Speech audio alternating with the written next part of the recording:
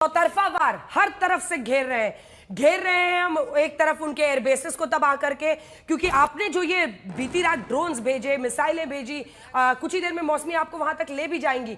अब इस बार हम आतंक के आकाओं तक पहुंच रहे हैं, जहां जहां से ये चलाते थे अपना आतंक का, जो कवर फायर करते थे उनके लिए, जो बहावलपुर मुरीद के में सीने से लगाए उन्हें बैठे थे। दर्द ऐसा हुआ है, ऐसा दर्द उठा है कि उसके बाद ये रिहायशी इलाकों पर झुंझलाहट में, मतलब ये तो पूरी दुनिया देख रही है ना। आप नागरिक विमान बंद नहीं करते हैं क्योंकि आप उनको ढाल बनाते हैं अपने आप को बचाने के लिए।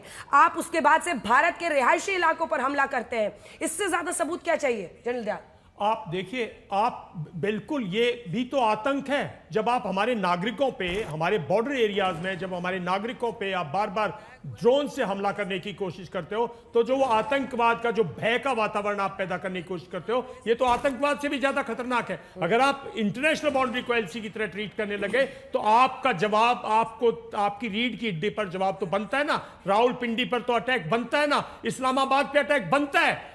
ये जो कुछ किया है कल रात को, मैं समझता हूं हम कल से बेचैन थे, मीटिंग्स देख रहे थे, क्योंकि परसों इन्होंने हमारे सिविलियंस को टारगेट किया, हमारी एलसी पर टारगेट किया। बिल्कुल, अगर आप हमारे लोगों को बता दें, आपने बिल्कुल सही कहा, मैं सहमत हूं। ये एक हथियार बंद आतंकी मुल्क है और ये ज्यादा खतरनाक है क्योंकि ये वेपन्ड टेररिस्ट कंट्री है जो भारत के आम नागरिकों पर हमला कर रहा है। एनएसए अजीत डोभाल पहुंचे हैं प्रधानमंत्री को ब्रीफ करने के लिए, और इसी के साथ कुछ देर में अब से प्रेस ब्रीफिंग रक्षा मंत्रालय की भी तरफ से की जाएगी। मंजीत, किस तरह की जानकारी है आपके पास? एनएसए अजीत डोभाल प्रधानमंत्री नरेंद्र मोदी को ब्रीफ कर रहे हैं। मंजीत। हमने जी जितेन, अगर आप तक आवाज पहुंच रही है कुछ ही देर में, क्योंकि अब लगभग 10:22 हो गए, 10:30 बजे के आसपास प्रेस कॉन्फ्रेंस होगी। और ये नूर खान बेस के ऊपर अटैक हुआ है। मौसमी के पास ही चलते हैं, दोनों जो हमारे सहयोगी हैं उनको कनेक्ट कीजिए, क्योंकि इस वक्त दिल्ली में जबरदस्त हलचल है। और अगर पाक कॉरिडोर्स में इस वक्त बड़े फैसले लिए जा रहे हैं, जानकारी दी जा रही है, तो उस जानकारी के ही आधार पर आगे की रणनीति बनेगी। मौसमी, दिखाइए वहां पर सुबह 4:30 बजे तक वो रिहायशी इलाकों पर बुज़दिल कायर आतंकी मुल्क पाकिस्तान हमले कर रहा था, आम नागरिकों को टारगेट कर रहा है। बिल्कुल अंजना, जिस मीटिंग की आप बात कर रहे हैं, लगातार जो बैठकों का दौर है वो भी चल रहा है दिल्ली में। गुरदासपुर हो, चाहे पंजाब के बाकी शहरी इलाके हैं, जिस तरह से ड्रोन के लगातार हमले करने की पाकिस्तान कोशिश कर रहा है, उसकी जवाबी कार्रवाई से लेके तमाम रणनीतिक फैसलों की चर्चा इन बैठकों में हो रही है। अभी थोड़ी देर में एमईओ और एमओडी की बैठक शुरू होने वाली है, जिसमें बताया जा रहा है कि फॉरेन सेक्रेटरी विक्रम मिस्री और कर्नल सोफिया कुरैशी और विंग कमांडर व्योमिका सिंह मौजूद। मौसमी, मैं लौट रही हूँ आपके पास क्योंकि बहुत सारी जानकारियां दिल्ली से आ रही है। मौसमी, एक सेकंड में आ रही हूँ आपके पास, आप तस्वीरें भी दिखाइएगा। जल्दी से चलते हैं, हिमांशु मिश्रा हमारे सहयोगी हमारे साथ जुड़ गए हैं। हिमांशु, पॉलिटिकल लीडरशिप, राजनीतिक नेतृत्व, उसका हौसला, उसकी दृढ़ता, उसका जो एंड्योरेंस पार होता है, वो ऐसे वक्त पर बहुत क्रूशियल होता है। और कुछ ही देर में एक तरफ प्रधानमंत्री एनएसए से मीटिंग कर रहे हैं, कुछ ही देर में प्रेस ब्रीफिंग होगी।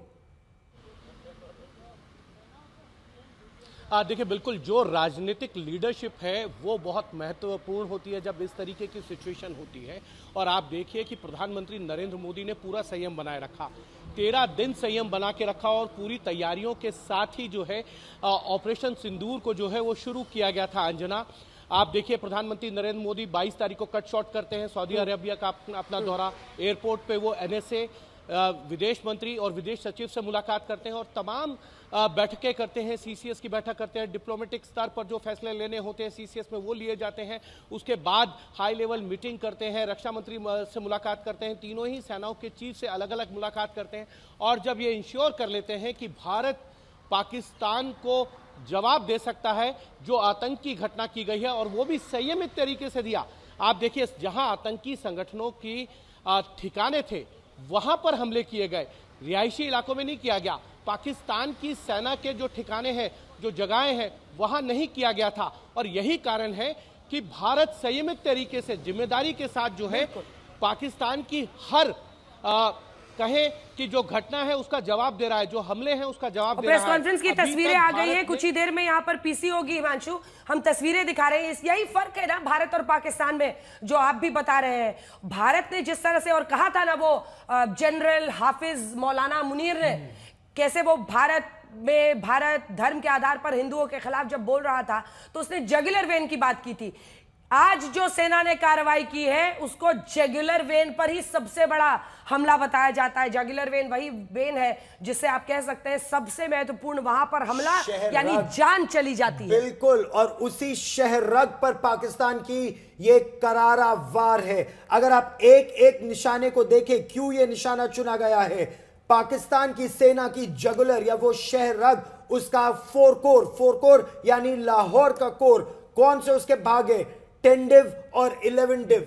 10 डिव और 11 डिव भारत के खिलाफ हमला करने वाली वो शक्तियां, पहले से ही उस शक्ति को कमजोर कर दो। लाहौर को टारगेट किया गया क्योंकि यहीं से वो ड्रोन अमृतसर में भेजे गए थे। उसके अलावा 15 डिव उसकी सियालकोट में वो एक्टिवेट हो रही है, बैटल लोकेशन में उसको भेजा जा रहा है और यहीं पर उन्हीं की सेनाओं को टारगेट किया जा रहा है। पाकिस्तान के बेसिस को टारगेट किया जा रहा है कि यहां से वो हमारी सेना को, हमारे जवानों को, हमारे मिलिट्री बेसिस को टारगेट न कर सके। तो ये अपनी आत्मरक्षा के लिए प्रहार है पाकिस्तान के मिलिट्री एयर बेसिस पर। एक बार सर आपको भी बता दें कि जगुलर वेन होता क्या है। दरअसल जो आपके रगों में जो ऑक्सीजन दौड़ता है, जब वो ऊपर जाता है उसके बाद से डीऑक्सीजनेट होता है। जगुलर वेन के जरिए ही वो हार्ट में आता है और फिर उसमें ऑक्सीजन डाला जाता है। इस बार हमने उनके एक तरह से जो आतंक का आका था पाकिस्तान की आर्मी, उसका ऑक्सीजन काटा है।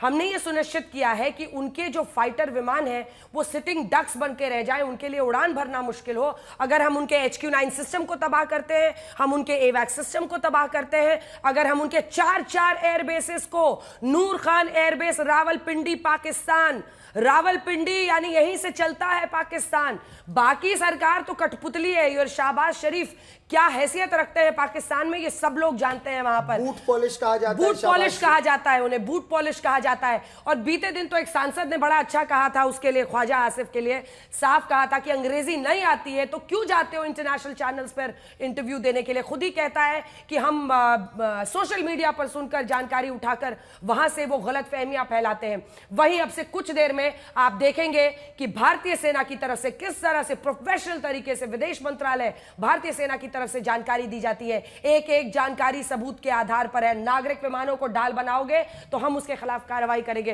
हिमांशु हमारे साथ लगातार जुड़े हुए हैं। हिमांशु, किस तरह का अपडेट है? अब से कुछ ही देर में हम दिखा भी रहे हैं, प्रेस ब्रीफिंग शुरू होने वाली है। देखिए, बिल्कुल प्रेस ब्रीफिंग शुरू होगी और पिछले 12 घंटे के अंदर जो है भारतीय सेना ने किस तरीके से पाकिस्तान के 4 एयरबेस को ध्वस्त किया है उसकी जानकारी जो है वो विदेश मंत्रालय और रक्षा मंत्रालय के द्वारा जो ब्रीफिंग होगी 10:30 बजे उसमें दी जाएगी। दूसरी तरफ NSA जो है वो मुलाकात करके प्रधानमंत्री नरेंद्र मोदी को पूरी तरीके से पूरी सिचुएशन का ब्रीफ दे रहे हैं और बता रहे हैं कि किस तरीके से भारतीय सेना ने पिछले 12 घंटे के अंदर जो है वो पाकिस्तान को उसी की भाषा में जवाब दिया है, क्योंकि ये रणनीति जो है वो पूरी तरीके से बनाई गई। कल एक और चीज़ अंजना, सबसे बड़ी बात ये है, जो वेटरन ऑफिसर्स हैं तीनों ही सेनाओं के, हाई लेवल मीटिंग से पहले उनसे मुलाकात की गई, उनसे पूछा गया कि आपकी क्या राय है, किस तरीके से भारत को जो है जवाब देना चाहिए और कौन कौन से पिन पॉइंट्स हैं जहां पर आप हमले कर सकते हैं रिहायशी इलाकों को छोड़कर। तो उसको लेकर पूरा एक वेटरन ऑफिसर्स को भी बुलाया गया था तीनों ही सेनाओं के। उसके बाद हाई लेवल मीटिंग हुई जिसमें रक्षा मंत्री राजनाथ सिंह, अजीत डोभाल जो राष्ट्रीय सुरक्षा सलाहकार है, CDS अनिल चौहान जो जनरल है, उनके साथ साथ तीनों ही सेनाओं के चीफ, रॉ चीफ और IB चीफ, यानी कि कोऑर्डिनेशन देखिए आप, तीनों सेनाओं का कोऑर्डिनेशन और खुफिया एजेंसियों का कोऑर्डिनेशन, पिन पॉइंट जहां पर सटीक जानकारी और सटीक निशाने ये लगाने के लिए जो कोऑर्डिनेशन चाहिए वो भारतीय सेना और खुफिया एजेंसीज के बीच में है।